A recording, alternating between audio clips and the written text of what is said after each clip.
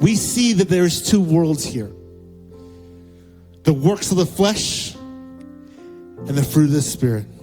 The works of the flesh is destructive, and the fruit of the Spirit is constructive. The work of the flesh is impulsive. The fruit of the Spirit is intentional. The work of the flesh is me-centered. The fruit of the Spirit is Christ-centered. So today, I want to encourage you, church. How do we allow the Holy Spirit to grow this fruit in our lives? First and foremost is being connected to Him. I'm not going to tell you something that's out of there where you're like, oh my goodness, how do I ever do that? It's staying connected to Him. Acknowledging that the Holy Spirit is with us every step that we take. And He speaks to us. And we're able to speak with Him. And He's able to guide our every step. I want to tell you this quick story. Before I became a pastor, I was a student, a school of ministry student. And I went to 3 years of school of ministry. And I thought that after those 3 years, I was supposed to be given something.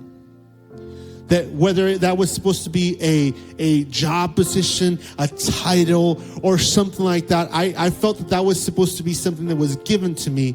But after those 3 years of school of ministry, none of that was given. So what I had to do is go and work in this place called Spice Pickle. They had great pizzas, sandwiches, and paninis. So I became a panini guy. I started making paninis. So I came and I did all these years of learning about God, serving God, praying for people, loving people, and doing all these things. And then at one point, I'm like, I guess that was all a waste.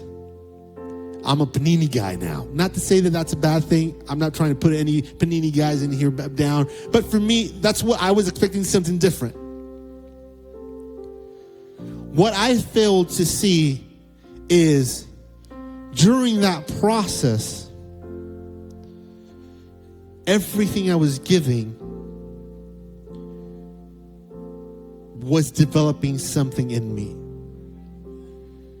It was allowing me to learn that I could trust the Holy Spirit, that I could trust His will, His plan, and even when things take a little longer, the process is just as beautiful as the result, because He's with me, because He is teaching me in the process. Today, as we sit here, I want to ask you this question. What are you watering in your life? Are we allowing the works of the flesh to be the things that we water the most? And if we are, I want to challenge you. Shift that. Focus in on the Spirit of God. Look at this list. Don't read it just right now as I'm preaching, but take it home and realize that the more you give to God, the more you humble yourself before Him, the more He becomes a natural part of your life. The more you listen to Him, the more you talk to Him, the more you enable Him, or you allow Him to make decisions in your life, the more He'll produce fruit that will change you and will change the people around you. Because the reason we need the Holy Spirit in our lives is not just for us to get better, but because we have a world around us that needs Him.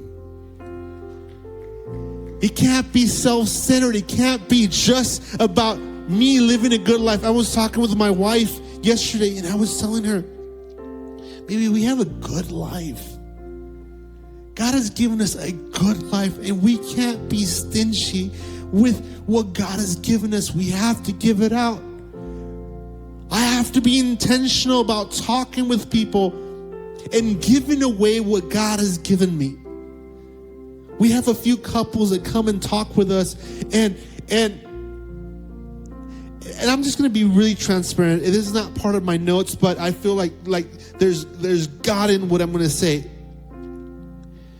There's so many times that in me personally, I struggle with my thought life and the negativity in my thought life, that my conclusion at moments is, I don't have anything to give. They don't want to hear it. They want to hear it from somebody that's really cool. They want to hear it from somebody that has a TikTok. They want to hear it from somebody that has all these followers, or they want to hear it from somebody that has all this like really eloquent way of speaking, or maybe a deeper voice and just slower. Maybe I talk more like this, and it'll be like they want to receive it from somebody other than me. And this week, I'm like, God, you've produced fruit in me, and it's good fruit. Why not give it out?